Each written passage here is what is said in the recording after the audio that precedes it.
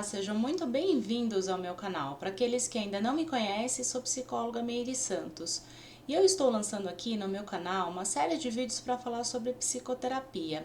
Já lancei dois, no primeiro em que eu falo quando a pessoa pode procurar psicoterapia e quais suas funções, e o segundo é em que especificamente a psicoterapia pode ajudar as pessoas. E no terceiro aqui eu vou falar um pouco mais sobre alguns medos e mitos que as pessoas ainda têm em relação a procurar um psicólogo e como é o contato inicial na sessão de psicoterapia. Bem, ainda é muito comum que a gente ouça as pessoas dizendo que quem vai ao psicólogo é louco.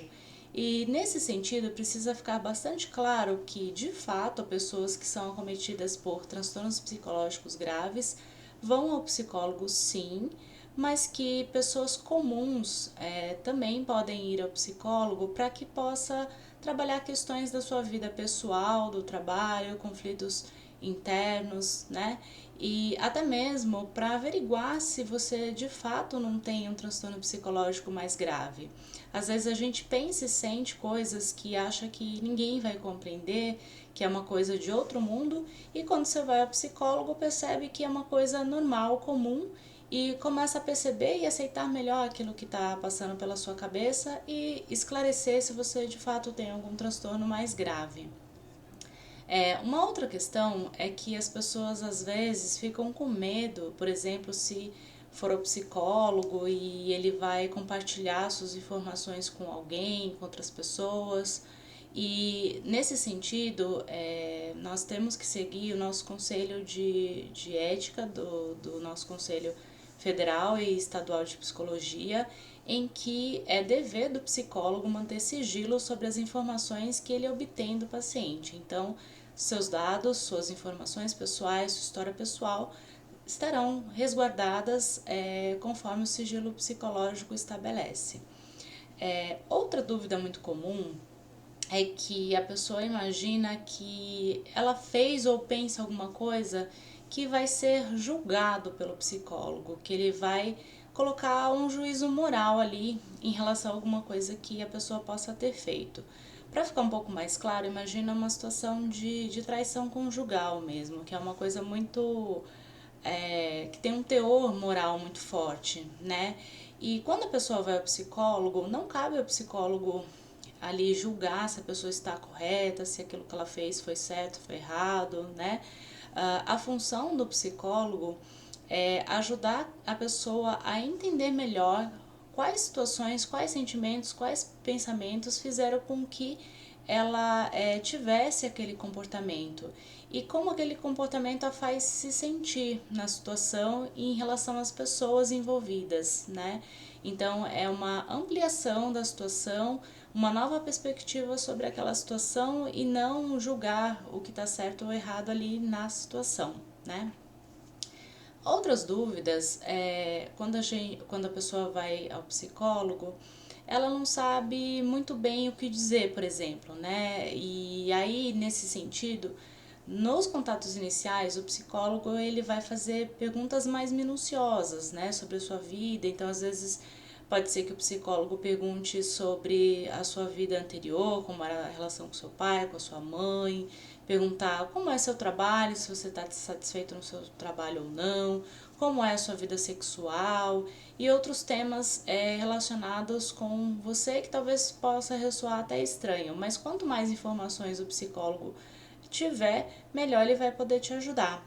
Porque a outra dúvida muito comum é que as pessoas imaginam que quando vai ao psicólogo, ele tem uma bola de cristal e que ele vai adivinhar tudo aquilo que a pessoa sente e pensa, né? Então, às vezes a pessoa tem um conflito ali, fica envergonhada acreditando que os psicólogos têm a capacidade de perceber pensamentos, sentimentos, que ele lê a mente da pessoa. Isso é um mito sem fundamento nenhum, porque, claro, que o psicólogo tem habilidades técnicas para perceber algumas coisas, né, na linguagem corporal da pessoa, na maneira dela se expressar.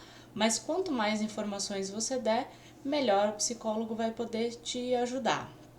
E a última dúvida muito comum que as pessoas têm é se elas serão compreendidas. Então, existem situações assim. Imagina que uma pessoa mais velha vai a um psicólogo mais jovem que ela. Chegando lá, a primeira questão, o primeiro conflito é de que aquela pessoa tão jovem não vai conseguir compreender as questões pessoais dela, afinal ela tem mais experiência de vida do que o psicólogo. E nesse sentido, a gente pode imaginar a seguinte situação: eu não preciso necessariamente viver a mesma situação de uma pessoa para conseguir compreendê-la.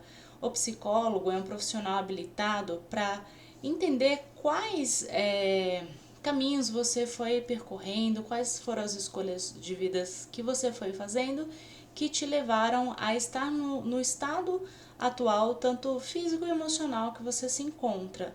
E aí a gente não precisa ter a mesma vivência e nem a mesma idade para compreender as pessoas.